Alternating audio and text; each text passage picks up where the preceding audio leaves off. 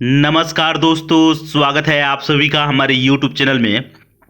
Friends, जैसा कि आप सभी को पता होगा कि अभी हाल ही में जीएसटी काउंसिल की बैठक हुई है। तो इस वीडियो में मैं आप सभी को पहले बता दे रहा हूं कि कौन कौन से टॉपिक पे हम लोग चर्चा करने वाले हैं। पहला टॉपिक है जीएसटी काउंसिल क्या है, इस पर चर्चा करेंगे। और दूसरा टॉपिक है कि 53वीं जीएसटी काउंसिल की जो बैठक हुई है उसमें कौन कौन से अहम फैसले लिए गए उस पर बात करेंगे। और अंत में हम लोग इस बात पर भी चर्चा करेंगे कि क्या जीएसटी के दायरे में डीजल और पेट्रोल आएंगे। तो चलिए वीडियो को शुरू करते हैं। पहला टॉपिक है जीएसटी काउंसिल क्या है। सबसे पहले इसके बारे में जान लेते हैं। सबसे पहले जीएसटी का फुल फॉर्म देख लीजिए। जीएसटी का फुल फॉर्म होता है गुड्स एंड सर्विसेज टैक्स, यानी वस्तु एवं सेवा कर। याद रखिएगा, वस्तु एवं सेवा कर। जीएसटी काउंसिल यहाँ पर है, आप समझ लीजिए। जीएसटी काउंसिल को थोड़ा आसानी से यहाँ पर आप लोगों को समझ में आएगा। जीएसटी काउंसिल एक संस्था है फ्रेंड, ध्यान रखिएगा। उस संस्था में कौन कौन से लोग शामिल हैं, तो केंद्रीय वित्त मंत्री शामिल हैं जो अध्यक्ष की भूमिका अदा करती हैं जीएसटी काउंसिल में। केंद्रीय राज्य मंत्री जो राजस्व या वित्त का प्रभारी होता है वह यह सदस्य के रूप में यानी सदस्य की भूमिका अदा करता है। और प्रत्येक राज्य से एक सदस्य होता है, प्रत्येक राज्य से एक सदस्य जो वित्त या कराधान मंत्री होता है वह। और राज्य मिलकर एक उपाध्यक्ष का चुनाव करते हैं, यानी जितने भी राज्य से मेंबर चुने होते हैं वित्त या कराधान मंत्री, वे अपने में से एक उपाध्यक्ष का चुनाव करते हैं। तो आसानी से ये समझ में आ गया होगा जीएसटी काउंसिल के बारे में। अब आइए जो 53वीं बैठक हुई है उसके बारे में थोड़ा हम लोग जान लेते हैं। अहम फैसले कौन कौन से लिए गए हैं।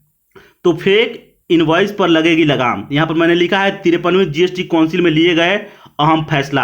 तो फेक इनवॉइस पर लगेगी लगाम, यानी अगर आप लोग किसी सामान को खरीदते हैं तो आप लोग को फेक बिल देता है ना, कागजी बिल होता है। अगर फेक बिल देता है तो उस पर किस तरीके से लगाम लगेगी, तो बायोमेट्रिक ऑथेंटिकेशन सिस्टम के द्वारा यह लागू होगा। बायोमेट्रिक ऑथेंटिकेशन सिस्टम अब लागू होगा। इसमें क्या होगा, अगर आप कोई वस्तु परचेज करते हैं, खरीदते हैं, तो आपको कोई बिल तभी देगा जब आप उस पर बायोमेट्रिक ऑथेंटिकेशन से उसको आप अप्रूव कर पाएंगे तभी। यानी कहने का मतलब यह है आप अपना फिंगरप्रिंट देंगे तभी जो है वह बिल आपको देगा। इससे क्या होगा, आपका फिंगरप्रिंट लगेगा तो ओरिजिनल बिल आपको मिलेगा। तो ये याद रखिएगा।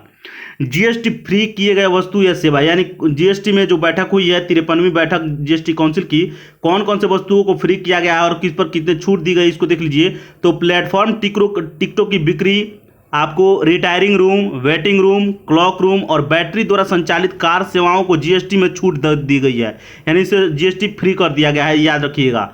प्रमुख वस्तुओं पर निर्धारित जीएसटी, यानी किन किन वस्तुओं पर जीएसटी निर्धारित किया गया है। तो सोलर कुकर पर 12% लगा है। दूध के कैन पर 12% कर की सिफारिश की गई है। अभी लगा नहीं है दूध पर, लेकिन ये सिफारिश रिकमेंडेशन दिया गया है कि इस पर लगा सकती है गवर्नमेंट, जो चाहे वह लगा सकती है आगे आने वाले दिनों में। लेकिन सोलर कुकर पर 12% लग गया है, यह याद रखिएगा। अब आगे बात कर लेते हैं। अगला पॉइंट है क्या पेट्रोल और डीजल पर भी जीएसटी लगेगा। तो वित्त मंत्री निर्मला सीतारमण ने उसका जवाब देते हुए कही कि सरकार इसके लिए तैयार है और आने वाले दिनों में इसे लागू भी किया जा सकता है। लेकिन राज्यों पर निर्भर करता है कि राज्य अगर इसके लिए तैयार हो जाएं जल्द से जल्द, तो जल्द से जल्द ये इसको लागू किया जा सकता है। तो फ्रेंड्स, इस वीडियो में इतना ही। वीडियो अच्छा लगा हो तो लाइक कीजिए, अपने दोस्तों में शेयर कीजिए, और आज चैनल पर नए हैं तो चैनल को सब्सक्राइब कीजिए। मेहनत लगता है वीडियो बनाने में। मिलेंगे नेक्स्ट वीडियो में। नमस्कार, धन्यवाद।